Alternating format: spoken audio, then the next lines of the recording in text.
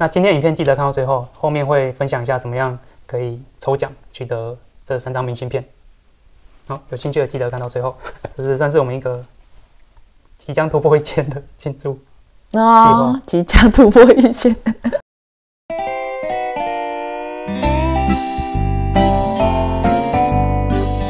大家好，欢迎收看我们的频道。今天来分享介绍一下荷兰的博物馆卡。荷兰的博物馆卡呢，讲白了，它就是在1年里面，你可以无限去荷兰的500间以上的博物馆。就是还有一个地方可以查，你可以去，对，可以用博物馆卡去的博物馆。对，并不是全部博物馆都可以去，但是大部分不是说博物馆都可以用这博物馆卡免费进去啊。对，虽然不是全部的博物馆，但我觉得今天囊括8、9成，所以是真的是很实用的一张卡片。那这个我觉得今天比较可以特别拿出来分享介绍，原因是因为讲白了，我觉得它的设计并不是为了游客而设计，它比较像是为了居民而设计的卡片。合理。应该说，如果是来荷兰旅游的人，然后有想要去好几个博物馆，那加一加，是不是4、5间其实就超过博物馆卡的钱？如果他们去的博物馆都是要对博物馆卡，博物馆一般的门票，我们觉得大概10几20欧跑不掉，差不多。对，所以去个4、5间，你可能就会超过他这个年票的钱。对，我们去年用了博物馆卡，大概去了快20间的博物馆，多数都是对小孩子友善的啦。对，可能9成5、9成9都是小孩友善的博物馆。那很多心得我们会放在资讯栏做一个集锦，大家可以参考一下。那所以有一些心得可以分享给大家。好，首先我们先讲一下博物馆卡的取得方式，它有2个方式。一个就是你临柜买临时卡，一个就是你线上先买。对。那假设是荷兰居民的话，我们唯一推荐就是现场买临时卡。为什么？这样的好处就是，假设你线上买卡的话，你可能今天就先买，那可能3天5天后寄到，可是你真的去博物馆，可能又是在1个礼拜后。那你这几天都是浪费的。那你买临时卡是从你买的那一天开始算，1年。那线上买的话是从哪一天开始算？你线上买的那一天开始算。我就可能差个几天。不一定，就看你多久才会去。然后博物馆卡的售价，成人是75块，18岁以下就是39块。所以我们刚才说去个4、5间可能就划算了。然后小朋友，我们建议3岁以下是不要买博物馆卡的，因为大部分的博物馆3岁以下都是免费的，所以你买了就是很浪费。我们去大概只有2间吧，3岁以下是要额外付钱的。最大家比较知道大概是米菲兔的吧？对，米菲兔。乌特勒兹那边的米菲兔博物馆，再来就是那个海牙的那个儿童图书博物馆。对，他要收钱就表示那个图书馆适合那个年龄的小朋友，很适合。所以我们去了这么多个，大概也不到2、3个要3岁以下要收钱。临柜购买的话很单纯，就是一手交钱一手交货，你就可以用现金买啊。然后买到的话，你会拿到像这样一个信封，然后这边会有条码，条码就是那张临时卡的条码。那你必须在1个月内在线上把它转成正式卡片。那个临时卡之前有说临时卡，然后1个月内可以去5次，31天内可以去5间博物馆。现在是没有这个规定了？有，现在是有。然后31天内你要去登记那个线上，对，线上登记把它转成正式卡片。那临时卡它是像我刚说，临时卡就是一手交钱一手交货，所以它是没有记名的。所以你买了以后，你要转让要转卖，其实都是 OK 的。但是如果你一旦线上转成正式卡，它就变成记名了。那现在来讲一下怎么样把它转成正式卡。正式卡其实就是你到官网，然后你只要填入姓名，然后生日、邮寄的地址，然后年龄，然后最重要的是大人的卡片是要上传照片的。小朋友不用，近期的吗？还是不用？那规定当然是近期的。然后一个特别注意的就是，我之前有一些朋友遇到，就是你上传照片，明明看起来是很标准的大头照，可他说认不出你的五官，这时候你要试着让你那个头变小一点，大头照的头对，那个变小一点，它才可以识别出五官。对，可以这样再试试看。那他官方是说大概5到8个工作天你会收到卡片。对，那我们实际上最近申请3个工作天就收到了。那是因为我们是续卡的关系啊？不是，那个小朋友的我们是大宝，我们是买新的。对，所以也是我们3天就收到了。那我觉得这个天数很关乎来旅游的人。你想想看，他们来先买临时卡，然后可能他第1天就赶快申请，那这能不能5到8天马上寄到他的饭店，他可以接着继续用，这就会是一个很关键的时间。可是3天，要看他有没有待在那个饭店那么久，或者你们一个可以收卡片的荷兰地址，这样会比较有把握，方便。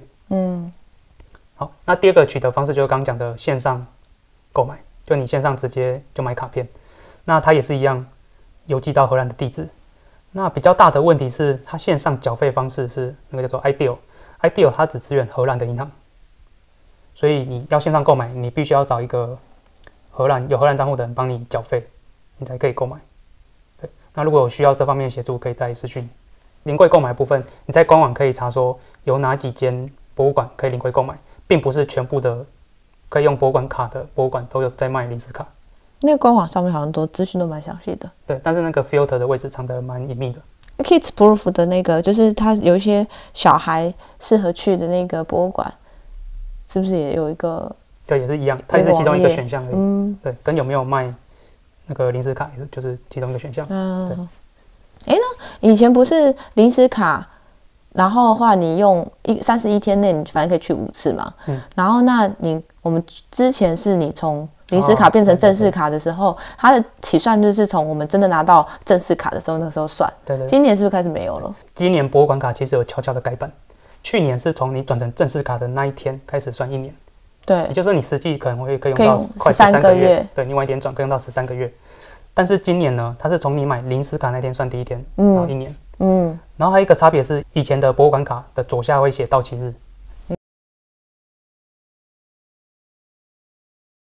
博物馆卡的用法呢，假设你有博物馆卡，你想要去一个博物馆，会建议你先上它的官网看看有没有需要预约和买票，并不是说你有博物馆卡你想去随时可以去。预约和买票是什么意思？例如说有一些比较热门博物馆，你也是要选说我要去，然后可能成人票多少钱，小孩票多少钱，然后通常会有一个选项是博物馆卡的持有者，然后可以选你有几个人，对，它金额会是0元，对，但关键是你已经有预约了，你可以确定那个时段你是可以进去的。不，通常会对的是比较热门的啦。对，那我觉得大概70%的博物馆它有这个选项说你要预约，那剩下3成的他就说你有博物馆卡你就直接去。对，蛮多应该要预约吧，即使我们去的就它有这个选项，就可以先上官网看一下它这个有没有这个票种，然后另外一个它的时段是有些细到是时段，有些是一整天。对，那有一个很建议的就是请用和文版的网站。我遇过大概2-3个博物馆，你切成英文版的网站，你完全看不到博物馆卡这个票种。甚至有一些特殊的旅程你是看不到，但是就这样合理啊，这也是博物馆卡其实是设定给荷兰居民的国民用的。对啊，就是不是否旅客。对，但如果旅客算起来划算，其实也可以，因为大部分人现在都知道这个方案了。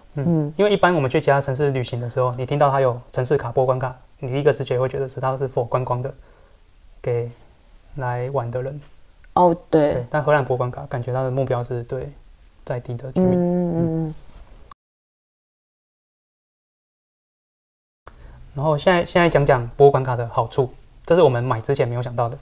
第一个就是厕所。那不是很多人都知道吗？对啊，但不见得有第一时间想到说，博物馆卡方便上厕所。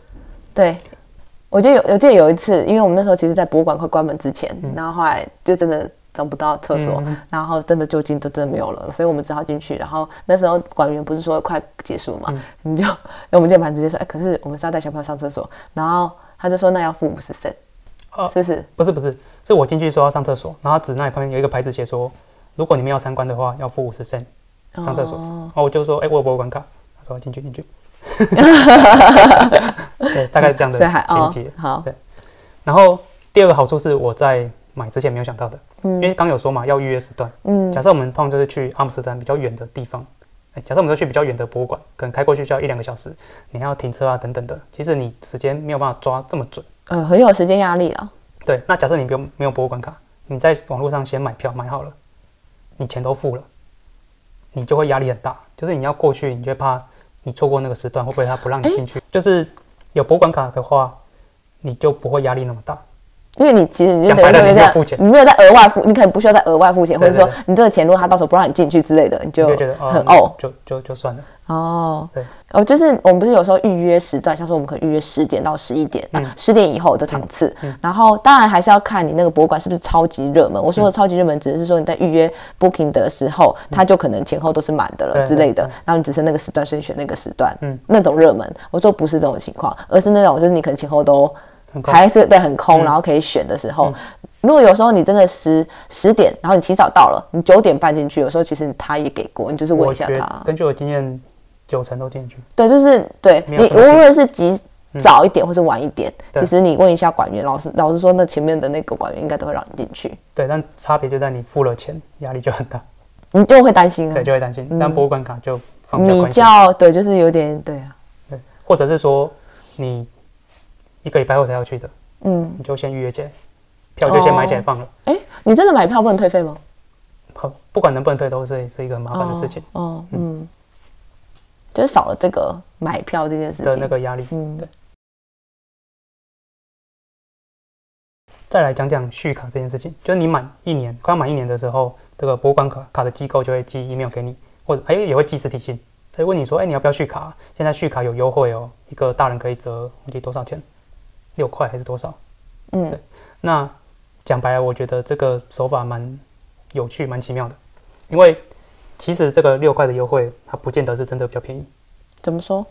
有可能你到期了以后，你再隔2个月你才要去博物馆，那你不如就2个月后再买一张新的。你续了这2个月都没用到，其实没有比较划算。因为你多了2个月的钱。对，可以这样想。所以那个我觉得是一个很 tricky 的小陷阱。就是你可能要想一下，你近期内会不会去博物馆？如果你近期还会，那你就续，因为你有折扣嘛。但是如果你近期内不会去，对啊，那就到期再买就好了。对。然后那时候我也担心，说我到期再买以后，我一张新的卡，那我之前去参观博物馆的记录会不会就是 reset 啊什么的？应该说，如果你用博物馆卡，然后进去那个博物馆的话，它在登录进去，每个都有账密，是不是？账号密码，就是你注册的时候，你就有一个账号在官网上面。你就可以看得出来你自己去过哪些，对，然后有点像收集徽章的概念。对，但它只保留1年半所以你刚刚是说你续卡的时候，你怕那个消失不见，就是变成另外一个完全新的账号。但后来我发现，它其实是一个账号，你可以绑好几张卡上去，就是你旧的卡在这里，那你只有买一张新的卡片，它也会绑在同一个 email 账号上面。那你刚刚说1年半是什么意思？1年半就是你登录那个官网以后，你只可以看到这最近1年半的去过哪些博物馆，1年半以前的他就把你删掉了。对，我只是说他的卡片是绑在账号上面，而不是一张卡片就是一个全新的开始。然后续卡一个好处就是你的照片不用重新上传，那就是沿用旧的。对大人的来说，对，所以小朋友都没有照片。对，小朋友没有照片。